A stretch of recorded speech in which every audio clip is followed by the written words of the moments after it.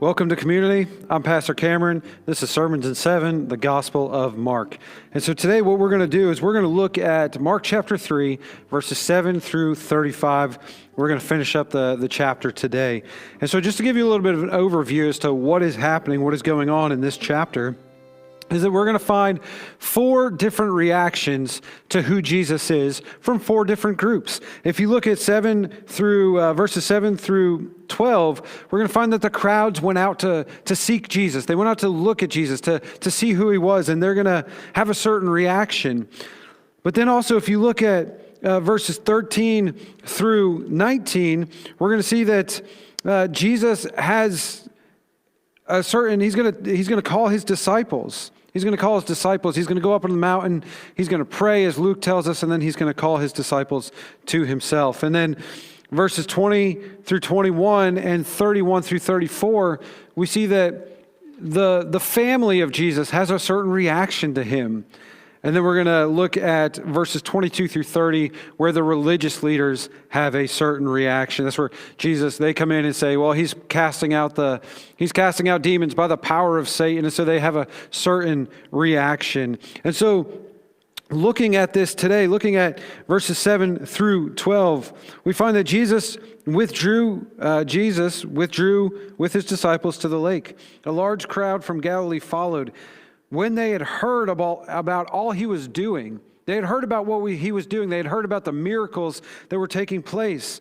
And so they came, and they wanted him to heal people. They wanted a physical touch from Jesus, right? And so they desired to touch him. They desired to get that physical touch. And the majority of them there in that time, they were not searching for spiritual things. As John 6 speaks to this, when it says that they were looking for a sign.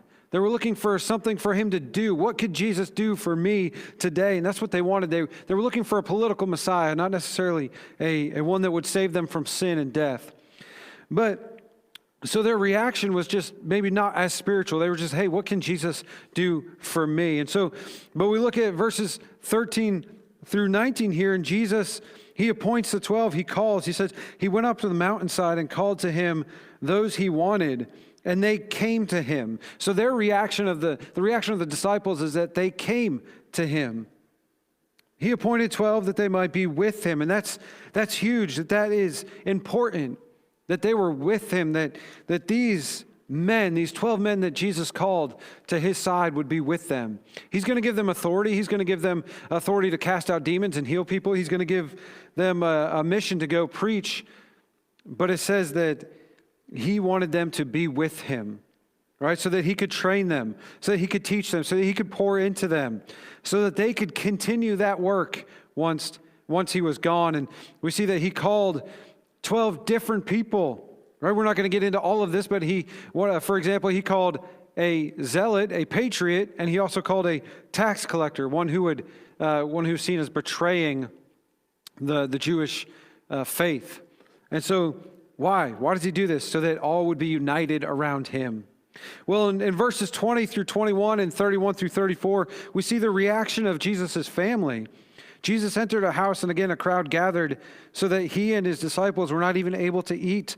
And his family heard about this. They went to take charge of him, it says. They went to go get him, for they said he is out of his mind. So their reaction, the reaction of his family, is that they want him to come back because they think he's crazy.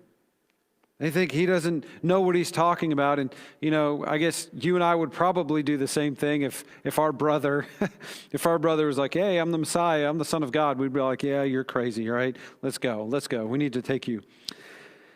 But we also see in verse 22 through 30, that Jesus has this interaction with the religious leaders of the day.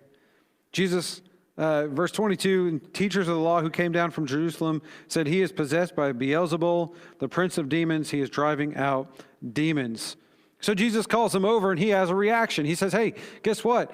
This isn't possible. Logically, this isn't possible. How is it that you're rejecting? Their response was they were rejecting the message that Jesus had. They were rejecting Jesus, and he responds by saying, this can't be. You drive out something. A house divided against itself will fall, right? But then Jesus goes on and he says, truly I tell you that people can be forgiven all their sins and every slander they utter, but whoever blasphemes against the Holy Spirit will never be forgiven. They are guilty of eternal sin. And so what is he saying here? Books and probably volumes may have been written about the blasphemy of the Holy Spirit and what is the unpardonable sin? Well, the unpardonable sin here in this context is they are rejecting Jesus. They are rejecting the Holy Spirit. So as long as there's life in our body, as long as we are able to call upon the name of the Lord, there is time for people to be saved. But there's going to come a time when you pass from life to death, if you have rejected the Holy Spirit, if you have rejected the Son, if you have rejected Jesus, that is the time where you can't go past that moment.